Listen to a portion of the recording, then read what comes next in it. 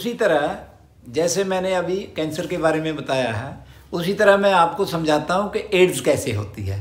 Ads भी ऐसे होती है कि जब हमारे कोई भी बाहर से हमारा कोई इन्फेक्शन हुआ, उस इन्फेक्शन के लिए बुखार चढ़ा, उस टाइम में हमारी इम्यूनिटी ठीक है, 4000 से 12000 11000 के बीच में है, तो हमको बुखार चढ़ा। लेकिन बुखार को हमने डॉक्टर के पास चले गए, डॉक्टर साहब हमको तो बुखार है, मेरे को तो बहुत ज़रूरी काम है, मेरा अभी बुखार उतार दो। उसमें क्या होता है कि उसने जो बुखार उतारा, समझ लो उसने बुखार तो उतार दिया, लेकिन बुखार क्यों चढ़ा था ये पता नहीं। चढ़ा था इसलिए कि जो हमारे अंदर इन्फेक्शन है उसको हमारा जो हमारी रक्षक फौज है, जो हमारे वाइट ब्लड सेल हैं, एंटीबॉडीज़ हैं, वो उनको मार देने के बाद में वो बुखार अपने से उतर जाएगा। लेकिन हमने पहले ही उतार दिया तो उसके बाद में थोड़े दिन के बाद में फिर चढ़ेगा। फिर एंटीबायोटिक दे दिया मतलब एंटीबॉडीज़ को मार दिया, समझे ना।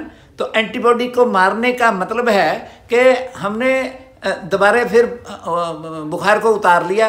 तो उसमें अगर ऐसे 2 बार 3 बार ऐसे अगर हम उसको ये करते हैं, रिपीट करते हैं, तो हमारा जो पिट्यूटरी ग्लैंड है वो देखता है कि एंटीबायोटिक से एंटीबॉडीज़ मर गए और उनको दोबारा रिप्रोड्यूस करने के लिए अगर पिट्यूटरी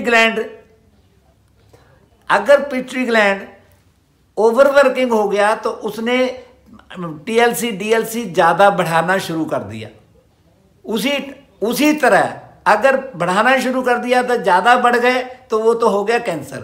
अगर वो अंडरवर्किंग हो गया, पिट्यूटरी ग्लैंड अगर अंडरवर्किंग हो गया, उसने हमारे वाइट ब्लड सेल बनाने बंद कर दिए मतलब इम्यूनिटी हमारी 4000 से कम होने लग गई।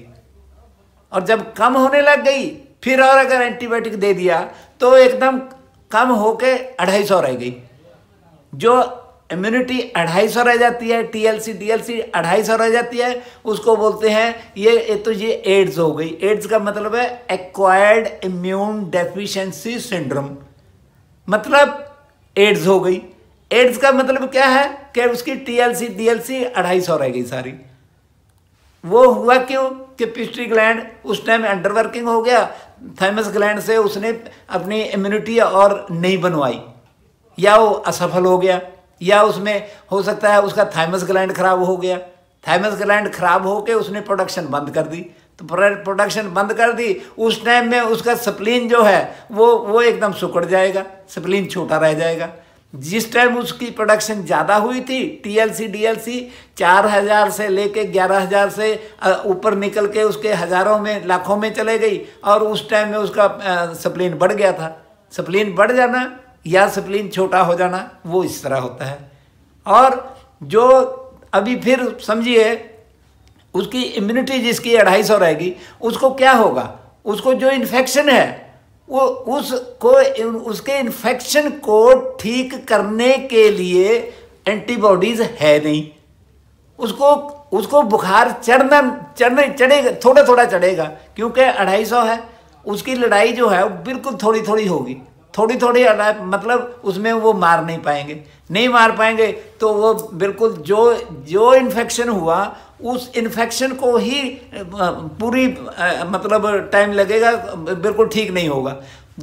जिसका कहीं कोई कट लग गया, उसके ऊपर कुछ भी इन्फेक्शन हो गया, उसी तरह अगर शरीर के अंदर कोई इन्फेक्शन हो गया, उसी तरह उसको ठीक करने के लिए बुखार चढ़ेगा, लेकिन जोर से नहीं चढ़ेगा, क्योंकि जोर से तब चढ़े उसकी अगर इम्यूनिटी ज़्यादा हो, एंटीबॉडीज़ पूरे हों तब चढ़ेगा।